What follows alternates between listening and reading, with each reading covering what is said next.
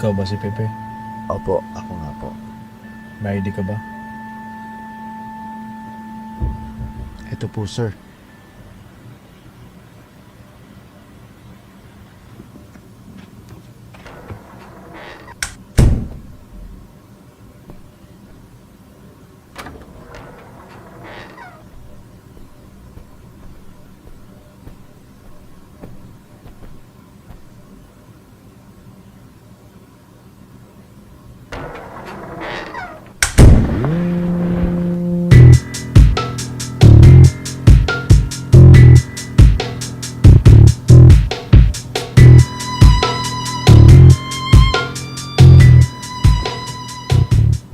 Tatawagin ko muna si Senyor.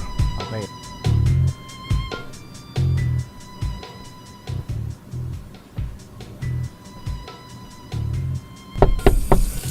Senyor, andito na ang bisita.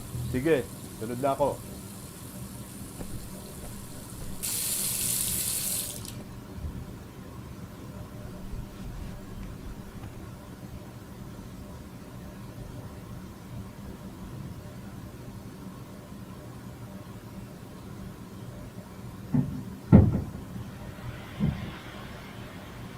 Ang ganda po pala ng Manila, no?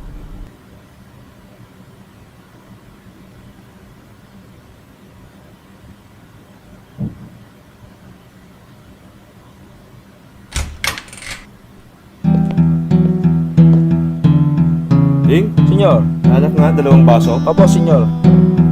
Senyor, magandang gabi po. Ako po si Pepe, yung taga Bicol na kausap niyo. Alam ko. Sige, maupo ka.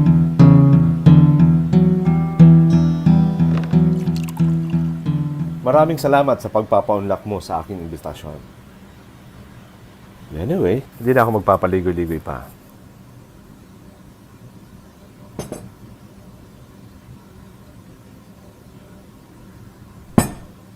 Alam ko, Pepe, iniisip-isip mo pa rin kung anong klaseng trabaho ang inaalo ko sa'yo. Opo, senyor. Pwede ko po bang malaman kung anong trabaho ang nalok niyo sa akin? Siyempre naman! Pepe, lalaki akong kausap. Tumutupad ako sa mga pangako ko. Di ba? Sa babae lang naman ako napapako. Eh maliban lang kung babae ka. Di tayo magpapaisa sa mga babaeng yan. Tayo ang haligi, di ba?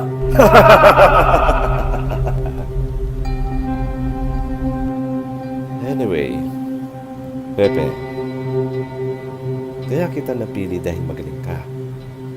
Pinatay mo nga ang mortal kong kalaban. Sino po bang tinutukoy niyo, senyor? Sino? Si Malchorsi. Ginagawa ko lang naman ng trabaho ko. Ang proteksyonan ng boss ko. Pepe, alam kong kayang-kaya mo yan. Kaya mong pumatay. Naku, senyor. Parang di ko yata kayang gawin ang mga pinapagawa mo. Ano ka ba naman, Pepe? Gamitin mo yung utak mo! 1,000,000 kada isang taong mapapatay mo. Senyor, marangal ang aking trabaho. Di ko yata kayang pakainin ng aking mga anak na galing sa masama. Paano na po ako? Maraming salamat na lang po sa pag-ibig.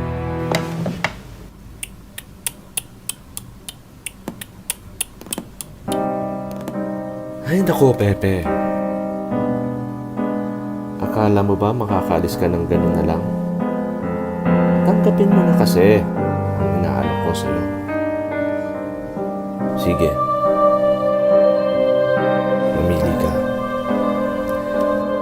Ang mamamatay kang mahirap o ang mabubuhay ka ng mayaman.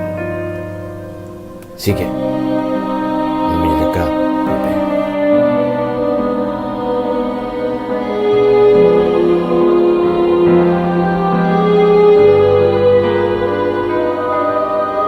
Gusto ko pang mabuhay.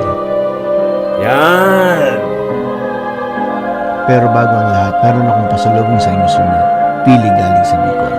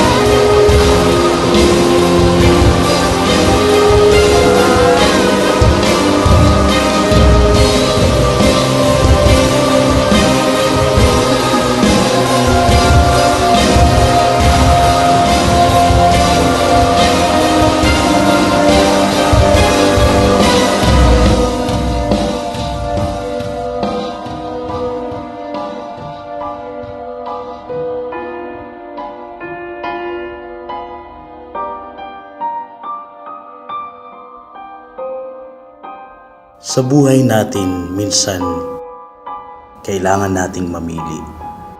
Sa pula o sa puti, kaliwa ba o kanan?